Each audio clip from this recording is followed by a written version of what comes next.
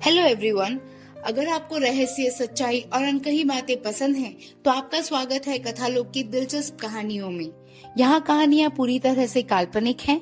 इसका किसी भी व्यक्ति, घटना या स्थान से कोई लेना देना नहीं है। कहानी का उद्देश्य सिर्फ मनोरंजन है। किसी भी तरह की समानता सिर्फ एक सहयोग हो सकती है। अगर आपने चैनल को सब्सक्राइब नहीं किया तो प्लीज इसे सब्सक्राइब करें और बेल नोटिफिकेशन को ऑन करें, जिससे आपको हर अध्याय का नोटिफिकेशन मिलता रहे और आप ये कहानी बिना किसी रोक टोक के सुनते रहे। आप सुन रहे हैं कथालोक की दूसरी कहानी, काली झील का रहस्य।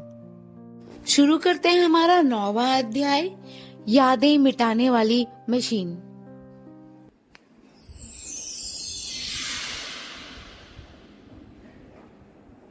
झील के नीचे बनी उस गुप्त लैब में हल्की हल्की नीली रोशनी दीवारों से टकराकर चारों तरफ फैल रही थी।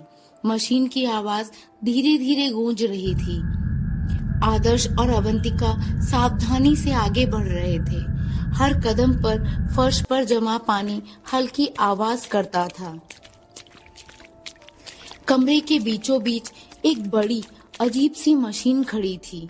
उसके चारों तरफ असंख्य तार, स्क्रीन और उपकरण जुड़े हुए थे, जैसे वह सिर्फ मशीन नहीं, किसी इंसान के दिमाग से जुड़ी हो। अवंतिका धीरे से बोली, आदर्श, ये क्या है? आदर्श आगे बढ़ा। उसने स्क्रीन पर जमी धूल हटाई और फिर उसकी आंखें एकदम ठहर गईं। स्क्रीन पर लिखा था, memory extraction and reset system. Avantika के हाथ कांपने लगे। Memory reset? आदर्श की आवाज धीमी और भारी हो गई।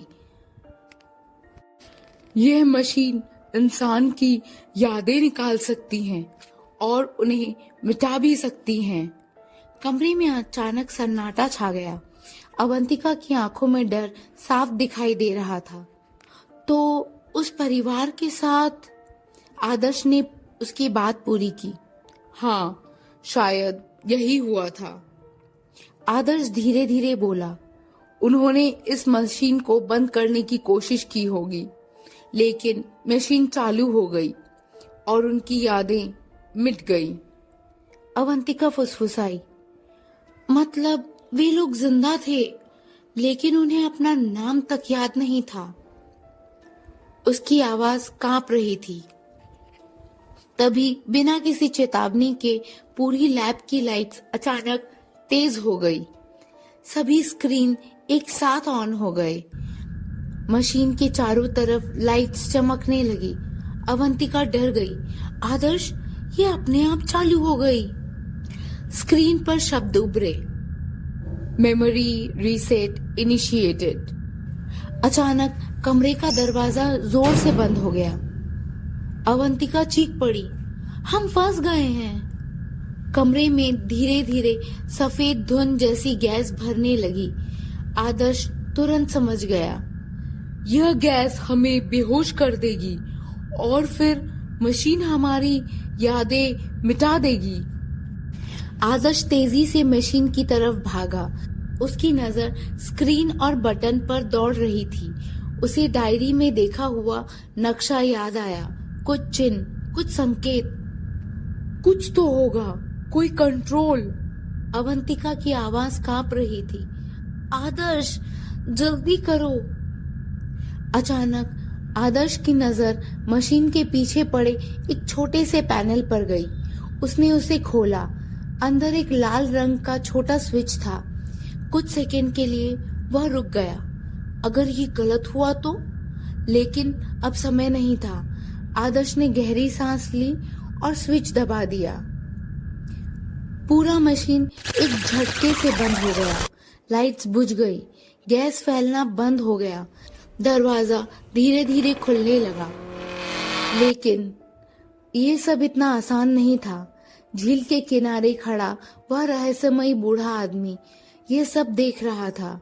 उसकी आंखों में एक अजीब सी संतुष्टि थी।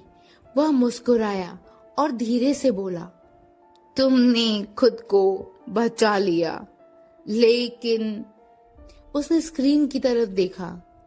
अभी खेल खत्म नहीं हुआ है।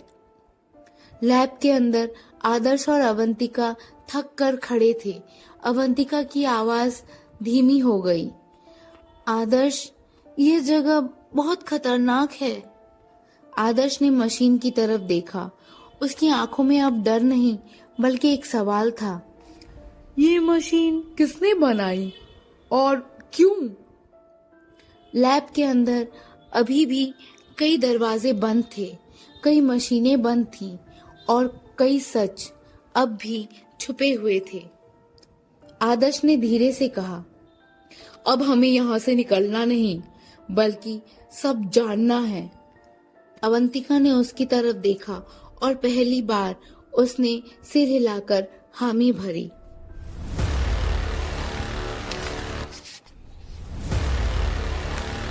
क्या सच में वो मशीन बंद हो गया? क्या आदर्श और अवंतिका ढूंढ पाएंगे उसे जिसने ये मशीन बनाई, या वे दोनों भी उस मशीन के शिकार बन जाएंगे? जानने के लिए सुनिए हमारा अगला अध्याय कथालोक पर। आपको ये कहानी कैसी लग रही है हमें कमेंट करके जरूर बताएं।